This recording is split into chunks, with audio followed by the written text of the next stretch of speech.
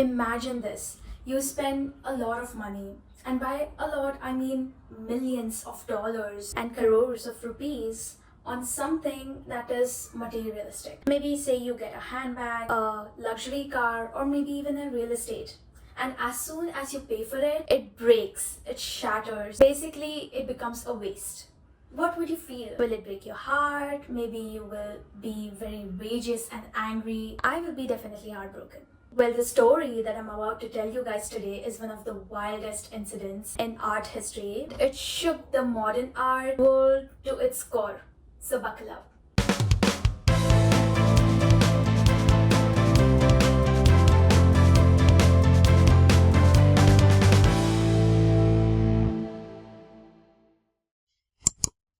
Hey girls, cats, welcome back to the channel. Today we are going to talk about one of the notorious cases that happened in the art world. We are going to dive deep into the Banksy Shredding Incident. It was a stunt that shook the art world. It exposed the absurdity of the art world, left everyone questioning like how much value you are even willing to pay for an artwork. Right? So that is actually a question that pops up in my mind as well. Like, how much value will you pay for an artwork? Who even decides how much value the painting or any artwork, a sculpture, anything even has to have? Who decides it? Whether it's the public, the maker, the creator, the painter, or the auction houses, the dealers. Who is it who decides the value? By the way, I have an amazing book recommendation by the end of this video, so stay tuned. So this incident, the Banksy Shredding Incident, it took place on 5th of October in 2018. And the whole incident happened in Sotheby. For those of you who do not know, Sotheby is basically a global auction house. The mainstream dealers in the art industry. They even arrange any art-related auctions, maybe that's public, private. They are the ones who handle any art-related financing. In Sotheby, you can auction off your decorative items, jewelries, paintings, sculptures, or even real estate. And their prices are crazy high, okay? Just for you to have a mental picture of how much people spend and sell and buy in this auction house. Just to give you a small idea, I would like to tell you about this one painting, but the most expensive painting that has been sold in the Sotheby house till date. So the painting was done by an Italian sculptor, an artist, a painter, and he's named as Amodeo Modigliani. A mouthful of a word, I know. He made and created and painted this beautiful painting called as Nude, and it's a painting of a nude woman. The colors are really exceptional, the brush strokes are amazing, and it is a sensational piece to look at.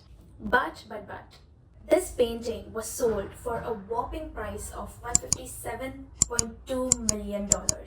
For those of you who are wondering what the price is in Indian rupees, it's 1,384 crore 80,30,960 rupees only. So yeah, you cannot just take your $500 or 1 lakh rupees and enter in Sotheby to get anything. That price is nothing in that auction house. One of the vital characters in today's story is Banksy. Banksy is an anonymous graffiti artist, and his paintings or murals, they constantly pop up, mostly in London. I don't know how that guy has never been caught. One of the murals actually popped up very recently. It was seen on the side wall of Royal Court of Justice in London, and basically it was like a judge in a traditional wig and attire with a hammer, and he was hitting a protester. There was like blood on the protester's banner.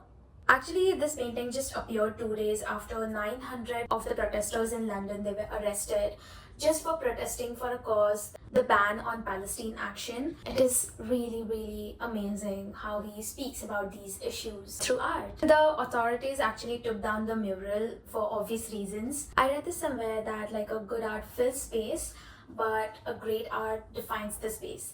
And I find Banksy's artwork, murals, paintings, all of it like really great. On 5th October 2018, a painting came in the Sotheby. This painting is titled Girl with a Balloon. The girl seems to like trying to reach for the balloon, or maybe she's releasing the balloon. The girl herself, she was in black and white, but the balloon was in red color. I will keep that open for you to perceive how you want to perceive the painting. This painting was basically started as a series by Banksy. It appeared and popped up in one of the locations in London in 2002. It was in a mural form, so it was like on a wall, and it popped up again in 2004. Over the past years, it has been spotted time and time again in various locations in London. It is a pretty famous and well-known work by Banksy. There was this one time that he released screen print versions of The Girl with the Balloon, but this one painting that came in for the auction at Sotheby's, it was a painting that was done on a canvas, right? And it was an acrylic and spray paint version. It was actually already framed. So this was the whole deal. This was the painting. The bidding of this painting was fierce. When the hammer finally came down, this painting was sold for a whopping price of $1.4 million. Whole art world celebrated another record sale. Obviously, the buyers were happy as well. Something really shocking and surprising happened right after this painting was sold. Painting started destructing itself.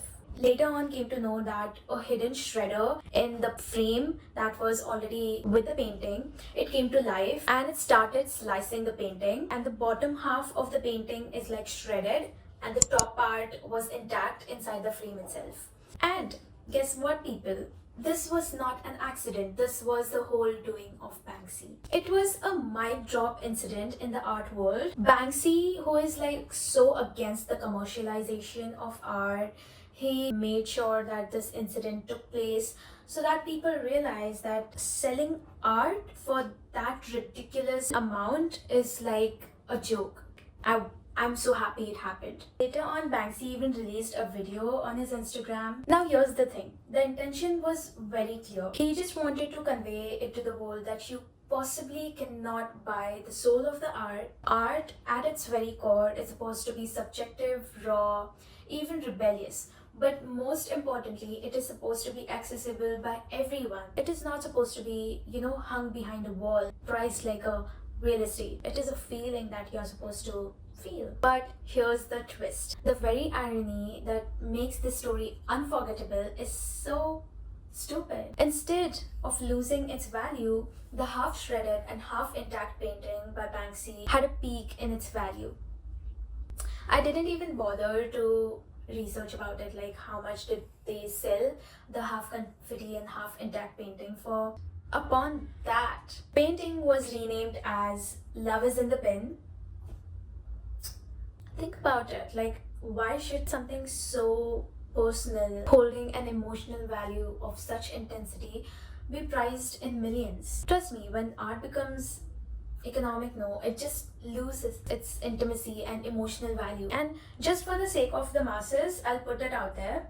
Two things. One is, as I said before, it is an investment. If you have that kind of money, if you're looking for some kind of investment, then you can invest in art. Secondly, art may provide employment for those who's seeking, but it makes me feel like, at what cost though? Besides that, when primary works are hoarded by these wealthy and super rich people of the society, the public access becomes very shrunken, and it becomes a very private ownership kind of a thing, and it is not like a shared experience. I would really like to talk about one of the posts that Banksy shared on his Instagram.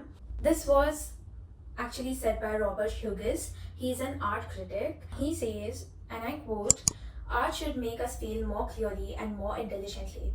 It should give us coherent sensations that we otherwise would not have had. But the price of the work of art is now part of its function. Its new job is to sit on the wall and get more expensive. Instead of being the common property of humankind, the way a book is, art becomes the particular property of somebody who can afford it. Suppose that every worthwhile book in the world costs $1 million. Imagine what a catastrophic effect on culture that would have." End quote. Really, something to think about. I was reading this one book last week, and it feels so amazing that I read such a touching, moving book. And it is a very underrated book. Like, I've never heard anyone recommend it to me or anyone in general speaking about it. So the book that I'm talking about is named as Fake. It is written by Erica Katz. It has nothing to do with the incident that I just shared. A similar sort of a message is conveyed via the book. It is a very entertaining read. There are like interviews and story, that kind of a format the book is following. It is like suspenseful, like you will be engaged through and through.